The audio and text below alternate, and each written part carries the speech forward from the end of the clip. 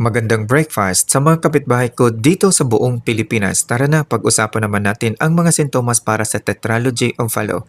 Kung maalala ninyo sa previous video ay meron tayong nabanggit na pulmonary stenosis, ventricular septal defect, overriding of aorta at right ventricular hypertrophy na na-develop ito habang ang fetus ay nasa first trimester ng pagbubuntis ng ina. Ibig sabihin, ang clinical manifestations or sintomas ay makikita lamang kapag naipanganak na ang sanggol. Ang sanggol na nakalabas na sa mundo ay magkakaroon na ng pansariling blood circulation sa pamamagitan ng na-develop na puso habang nasa loob pa ng sinapupunan. Ang na-develop na puso ay merong pulmonary stenosis na malimit ang pulmonary artery ang apektado. Ang unoxygenated blood na galing sa iba't ibang bahagi ng katawan ay papasok sa superior and inferior vena cava at lulusot sa right atrium at dadaloy sa right ventricle at maitutulak papuntang pulmonary artery na merong kondisyon na stenosis. Napakakonti na lamang na dugo ang makakapunta sa lungs upang ito ay maging oxygenated blood. Ang konting amount na oxygenated blood na galing sa lungs ay papasok sa left atrium at bababa sa left ventricle at may tutulak papuntang aorta at dadaloy na ito papuntang circulation para ang buong katawan ay magkaka-oxygenated blood. Dahil sa kakulangan ng oxygenated blood sa mga organs o sa buong katawan ay merong cyanosis or bluish discoloration sa hindi masyadong naaabutan kaagad ng oxygenated blood kaya't merong bluish lips, bluish fingers, and bluish toes. Ang walang problemang puso ay talagang may magandang division sa mga chambers na ito.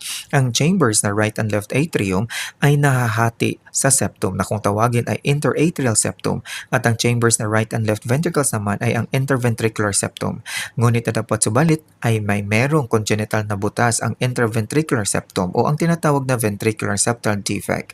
Ang unoxygenated blood na galing sa iba't ibang bahagi ng katawan ay papasok sa superior and inferior vena cava at lulusot ito sa right atrium at dadaloy sa right ventricle at maitutulak papuntang pulmonary artery.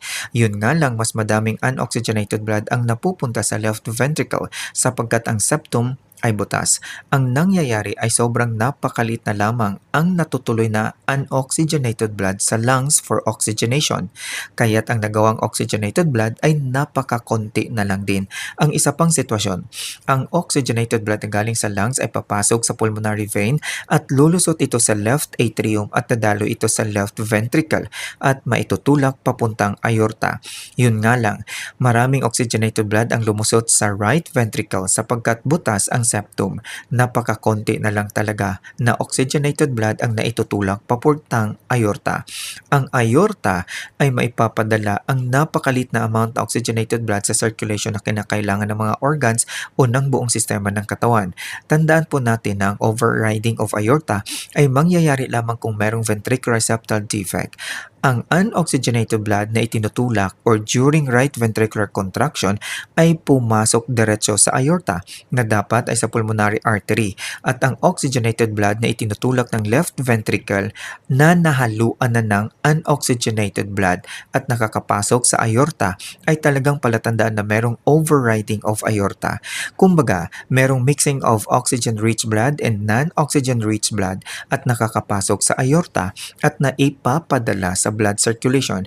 In short, kulang na talaga sa oxygenated blood ang mga iba't ibang organ sa katawan o ang buong body systems. Dahil sa merong pulmonary stenosis ay nagkaroon ng pagkaka-standby ng dugo at fluid at siya namang naging rason na matrigger ang right ventricle to work harder. Sa hindi pa naman ay panganak ang sanggol ay nangyari na ito sa loob ng 9 months kaya't makikita sa imaging test na merong right ventricular hypertrophy.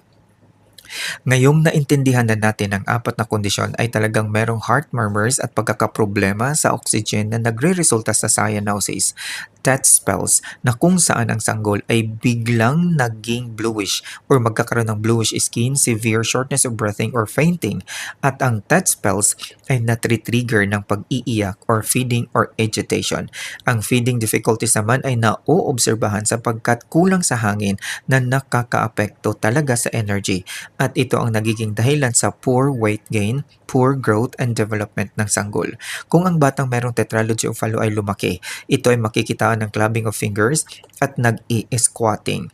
Ang squatting ay nabibend ang blood vessels sa binti or legs kaya't mahihirapan ang dugo na bumaba palalo at magkakaroon na ng high pressure sa main artery center parts of the body na nagre-resulta sa systemic resistance.